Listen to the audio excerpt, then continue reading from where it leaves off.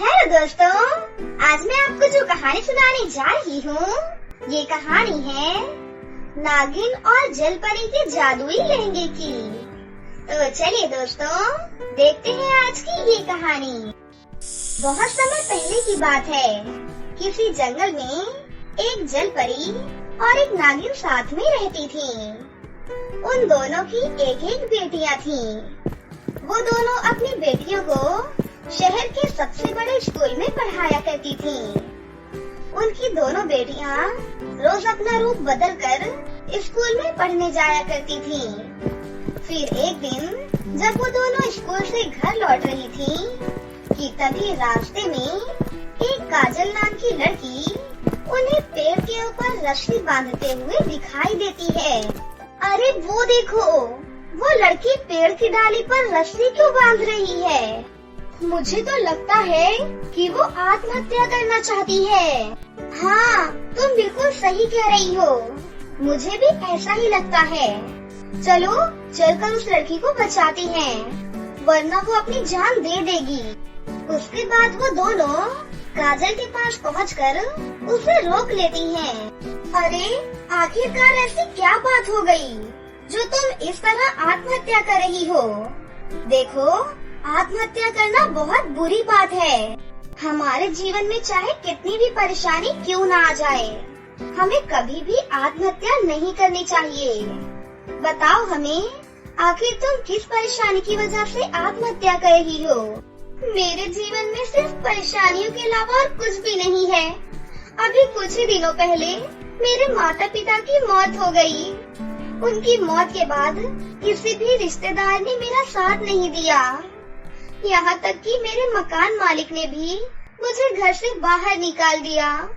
मैं लोगों के यहाँ काम मांगने के लिए दर दर भटकती रही, लेकिन मुझे किसी ने भी काम तक नहीं दिया। पिछले 3 दिनों से मैं भूखी हूँ, अनाज का एक दाना तक नहीं खाया।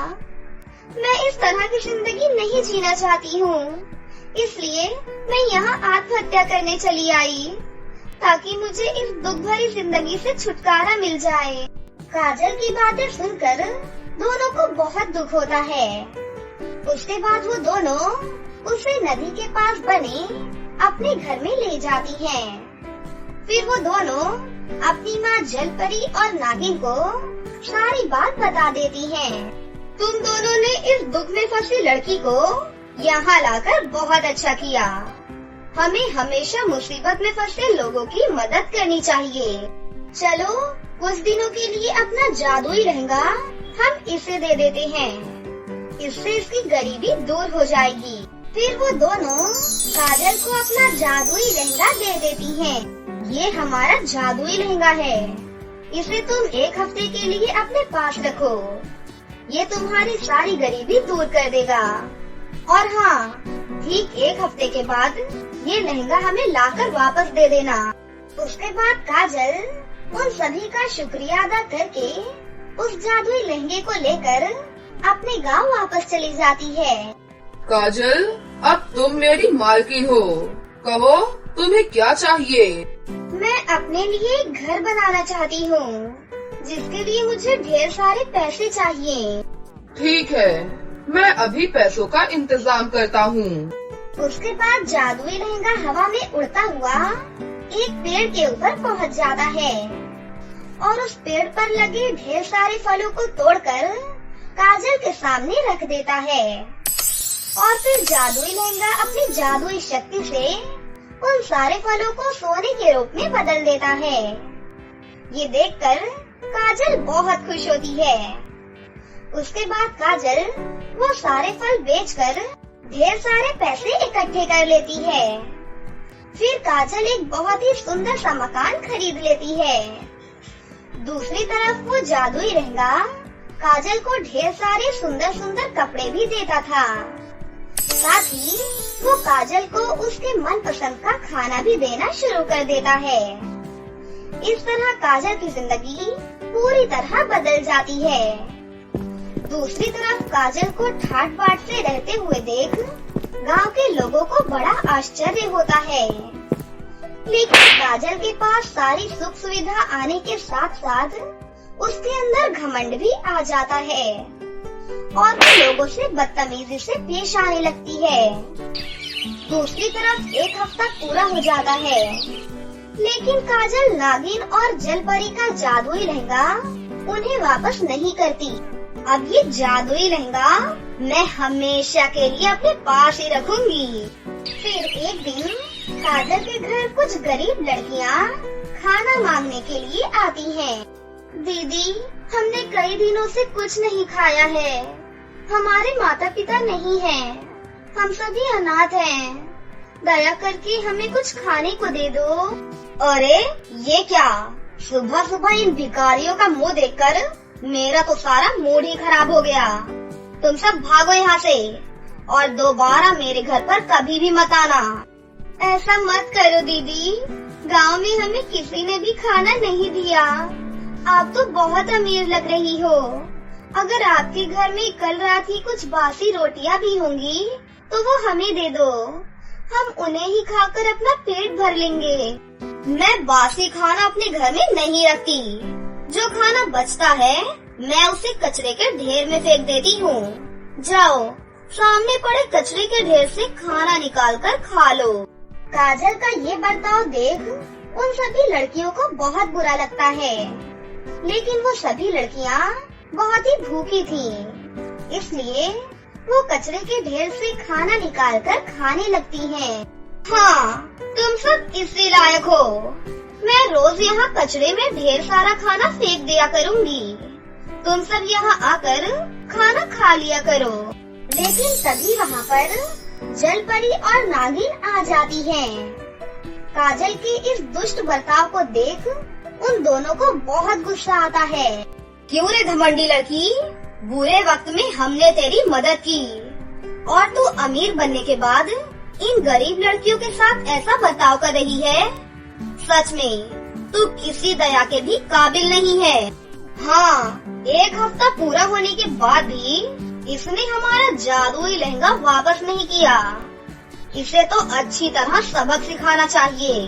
उसके बाद वो दोनों मिलकर चुटकी बजाने लगती हैं और घर के अंदर मौजूद जादुई लहंगा हवा में उड़ता हुआ उनके पास आ जाता है। फिर जलपरी के कहने पर जादुई लहंगा काजल के ऊपर ढेर सारे सड़े हुए फल बरसाने लगता है।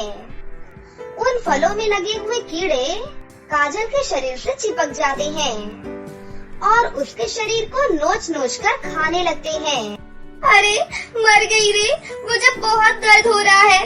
अरे कोई बचाओ मुझे, मैं तुम दोनों के आगे हाथ जोड़ती हूँ। मुझे इन कीड़ों से बचा लो, वरना ये मुझे मार कर खा जाएंगे।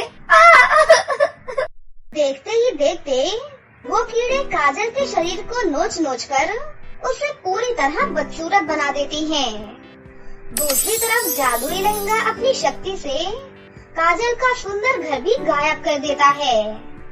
इस तरह काजल पूरी तरह कंगाल और बदसूरत हो जाती है। उसके बाद नागिन और जलपरी दोनों अपना जादुई लहंगा वहाँ मौजूद गरीब लड़कियों को दे देती हैं।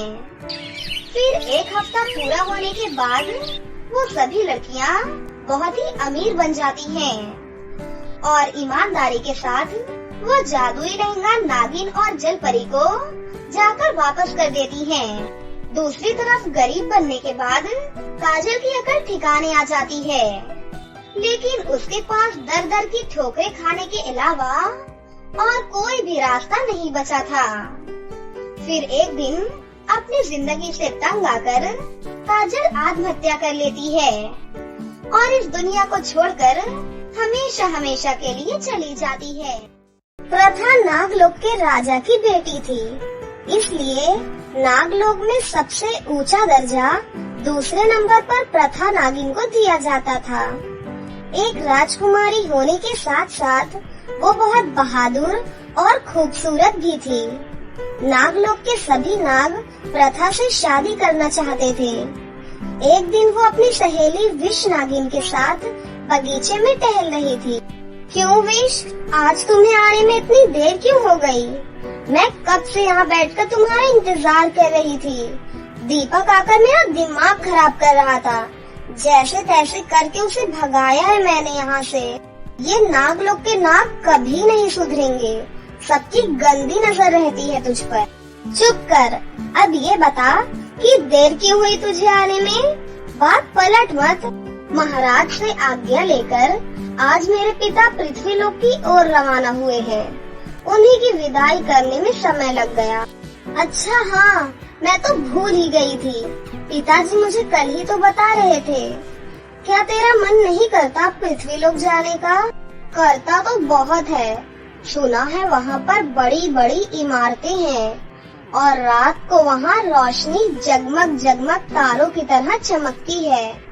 वहाँ कई सारे त्योहार भी मनाए जाते हैं, लेकिन ना जाने क्यों वहाँ सबको जाने की आज्ञा नहीं है। प्रथा विष की बातों को बहुत ही ध्यान से सुन रही थी। घर लौटने के बाद प्रथा अपने पिता से कहती है, पिताजी क्या आपकी तबीयत ठीक है? हाँ बेटा, मेरी तबीयत अब ठीक है। क्या बात है? नहीं, कुछ भी तो नहीं है। बता भी दो बेटी, हम तुम्हारी आँखों में देखकर बता सकते हैं कि तुम्हारे मन में कोई सवाल चल रहा है। सही कहा आपने। आप पृथ्वी लोक की सैर पर क्यों नहीं जाते? सुना है वो बहुत ही खूबसूरत जगह है। हाँ बेटी, लेकिन वो उतनी ही खतरनाक है। वहाँ नाग नागिन सुरक्षित नहीं है। लेकिन विष के पिता तो आज पृथ्वी लोक पर गए हैं। वो किसी खास मकसद से गए हैं, लेकिन अब मुझे उनकी चिंता हो रही है। वहाँ हमें भेष बदल कर रहना पड़ेगा। तो क्या आप पृथ्वी लोक पर जा रहे हो? हाँ बेटी, विष के पिता को जिस कार्य के लिए वहाँ भेजा था, अब लगता है वो कार्य अकेले नहीं कर पाएंगे। मुझे भी जाना होगा। इतना कहते ही महाराज जोर जोर से खांसने लगते हैं। प्रथा उन्हें बेड पर बैठाकर कहती है, आपकी तबीयत बिल्कुल ठीक नहीं है पिताजी। क्या आप अपनी बेटी को इतना कमजोर समझते हो कि मैं इंसानों का सामना नहीं कर पाऊंगी? आप मुझे जाने की इजाजत दीजिए। पिताजी, आपकी तबीयत अभी ठीक नहीं है। कुछ देर सोचने के बाद महाराज कहते हैं, हाँ बेटी, मुझे तुम पर पूरा भरोसा है। कल सुबह होते ही तुम पृथ्वी लोक के लिए निकल पड़ना।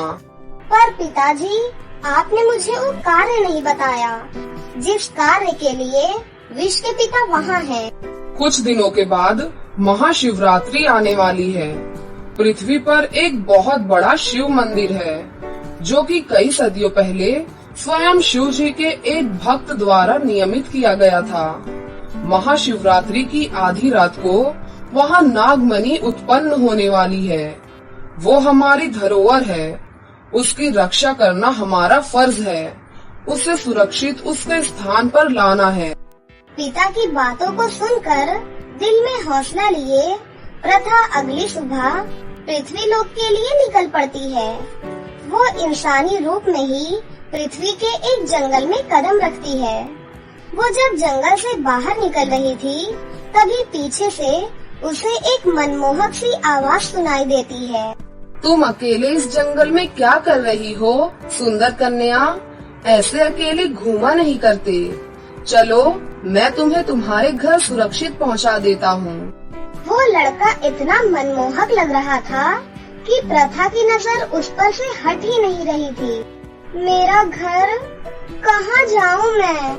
ये सुनकर उस लड़के को लगता है कि इस लड़की की याददाश्त चली गई है।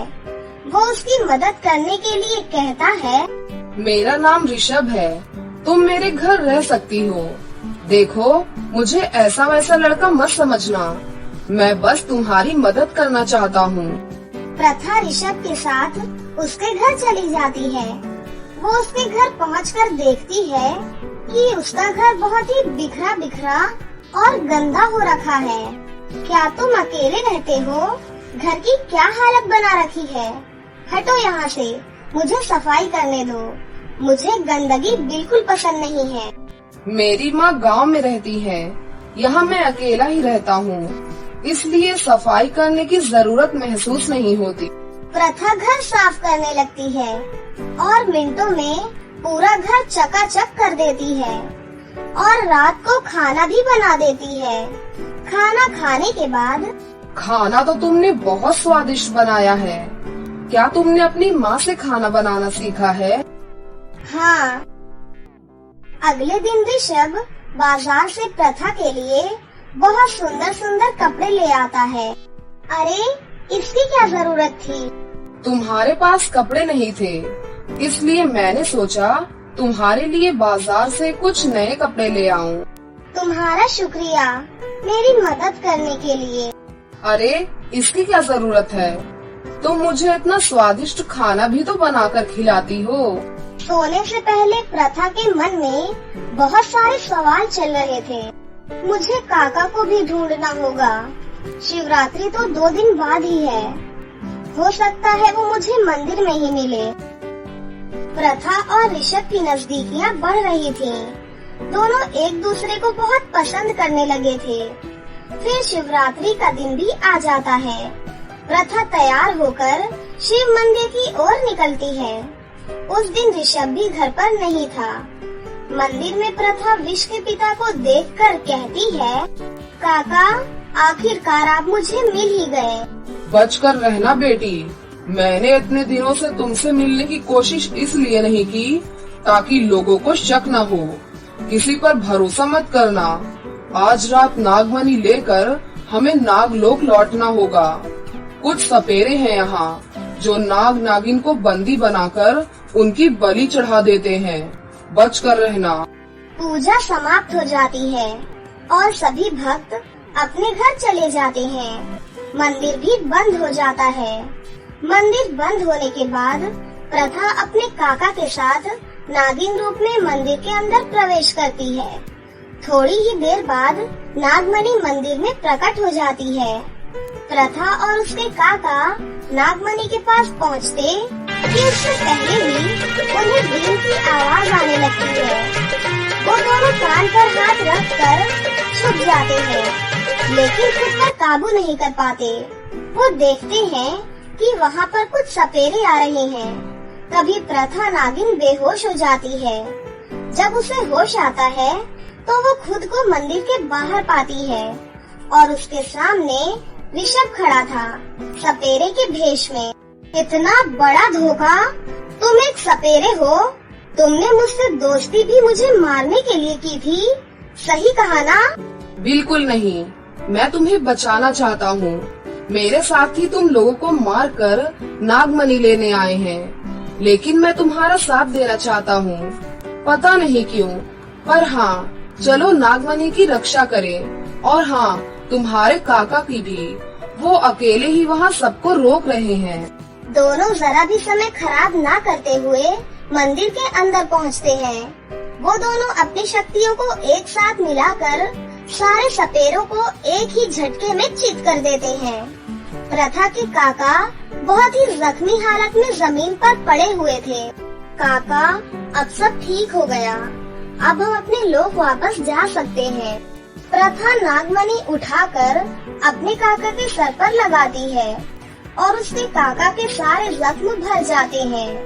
प्रथा ऋषभ के बारे में अपने काका को सब कुछ बता देती है।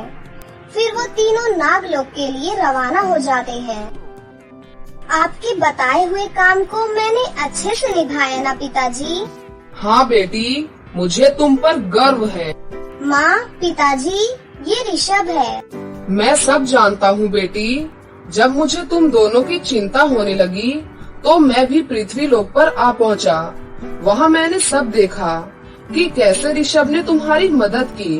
अपने साथियों के खिलाफ जाना बहुत ही जिगर की बात है। और अब जब मुझे पता चल गया है कि तुम दोनों एक दूसरे को पसंद करते हो, तो मैं तुम्हारी शादी बहुत ही जल्द कराऊंगा। ये खबर सुनकर वो दोनों बहुत ही ज्यादा खुश हो जाते हैं।